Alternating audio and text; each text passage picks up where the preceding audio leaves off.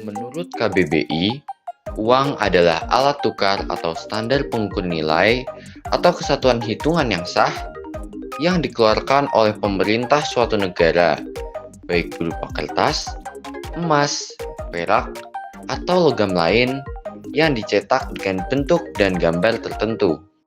Menurut Edward Shapiro, uang adalah suatu benda yang umum diterima oleh masyarakat untuk pembayaran dan pembelian barang, jasa, dan barang berharga lainnya, serta untuk pembayaran utang. Sedangkan, menurut Sir Dennis Holm Robertson, uang adalah sesuatu yang bisa diterima dalam pembayaran untuk mendapatkan barang. Sejarah uang. Pertama yaitu barter. Sebelum uang ada, masyarakat melakukan penukaran barang dengan barang. Namun sistem ini memiliki kelemahan, seperti sulitnya menemukan orang yang memiliki barang yang dibutuhkan dan bersedia menukarnya. Masalah lain yaitu tidak ada standar ukur yang pasti untuk melakukan barter. Kemudian muncul uang barang. Masyarakat mulai menggunakan barang tertentu yang bernilai sebagai alat tukar seperti emas, perak, atau kulit hewan. Kemudian muncul uang logam. Seiring berkembangnya perdagangan, emas dan perak mulai dijadikan standar pertukaran barang karena memiliki nilai yang stabil. Setelah itu muncul uang kertas. Pemerintah mulai mencetak uang kertas sebagai alat tukar resmi dengan nilai yang dijamin oleh negara. Kemudian yang terakhir saat ini muncul uang digital. Transaksi banyak dilakukan secara elektronik seperti melalui kartu debit, kredit, dan dompet digital seperti Dana, GoPay, dan sebagainya. Kemudian kami akan menjelaskan mengenai perbedaan kartu debit dan kredit. Debit memungkinkan pengguna untuk menarik uang secara langsung dari saldo tabungan atau deposito seperti BCA, Mandiri, bank, dan bank-bank lain. Jika kartu kredit memberikan pinjaman kepada pengguna sehingga mereka bisa bertransaksi terlebih dahulu baru membayarnya. Kemudian seperti BCA Card, Mastercard, Onion Pay, dan American Express. Selanjutnya adalah fungsi dari uang. Di sini dibedakan menjadi dua, yaitu fungsi asli dan turunan. Fungsi aslinya yaitu sebagai alat tukar. Uang bisa dipakai untuk menukar barang yang diinginkan. Contohnya, petani perlu cangkul. Ia menjual hasil panen untuk mendapatkan uang dan menggunakan uang itu untuk membeli cangkul. Kemudian, sebagai alat satuan hitung atau pengukur nilai. Uang dipakai untuk menetapkan nilai suatu barang. Contohnya, harga sebuah pensil adalah 4.000 dan harga sebuah penghapus adalah 2.000. Kemudian fungsi turunan. Yang pertama ada standar pembayaran yang ditunda. Adalah salah satu cara menghitung pembayaran waktu mendatang. Contohnya gaji pegawai yang diberi setelah bekerja sebulan. Kemudian yang kedua adalah alat penyimpanan kekayaan. Uang disimpan untuk kebutuhan masa mendatang atau digunakan untuk mengantisipasi kebutuhan darurat. Yang ketiga dan yang terakhir adalah alat pengalih nilai. Uang juga dapat dipakai untuk mengalihkan nilai. Seperti seseorang menjual rumahnya di Solo untuk membeli rumah barunya di Jakarta.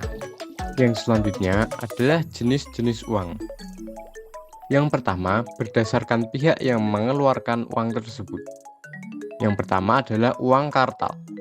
Adalah uang kertas dan logam yang beredar di masyarakat. Peredaran uang ini juga diatur oleh pemerintah. Yang kedua adalah uang giral. Uang giral adalah alat pembayaran yang berupa cek, giro, dan sejenisnya yang dapat disimpan di bank. Yang kedua adalah jenis uang berdasarkan bahan penyusunnya. Yang pertama ada uang logam. Tentunya uang ini adalah uang yang terbuat dari emas, perak, atau logam lainnya. Dan yang kedua adalah uang kertas. Seperti namanya, bahan dasarnya yaitu kertas, tetapi penggunaannya juga diatur oleh undang-undang. Yang ketiga adalah negara yang mengeluarkan. Pertama ada uang dalam negeri, yaitu uang yang dikeluarkan oleh negara yang bersangkutan. Contohnya, baht adalah mata uang dari negara Thailand. Yang kedua, uang luar negeri. uang dari luar negeri yang beredar di Indonesia. Contohnya, mata uang yen, euro, dolar, dan mata uang lainnya ada di Indonesia. Yang keempat adalah nilai uang. Pertama, yaitu uang bernilai penuh. Uang yang nilai bahannya sesuai dengan nilai uang tersebut. Contohnya, koin emas bermassa 10 gram memiliki harga pasar yang sama dengan harga emas 10 gram. Lalu, uang tidak bernilai penuh. Nilai bahan uang tidak sama dengan nilai nominalnya.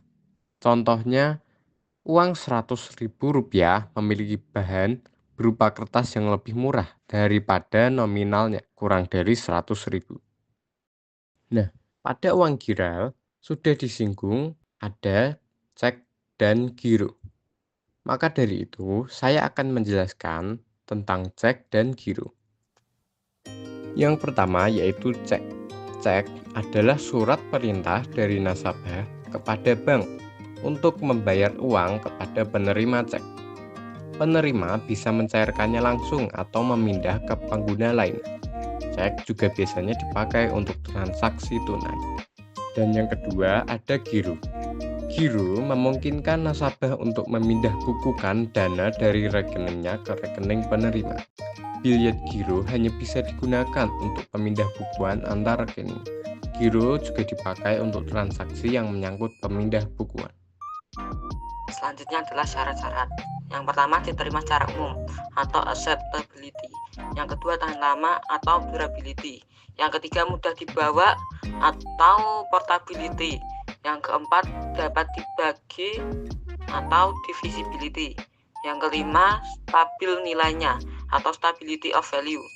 Yang keenam adalah sulit dipalsukan atau security. Kemudian alat pembayaran non tunai.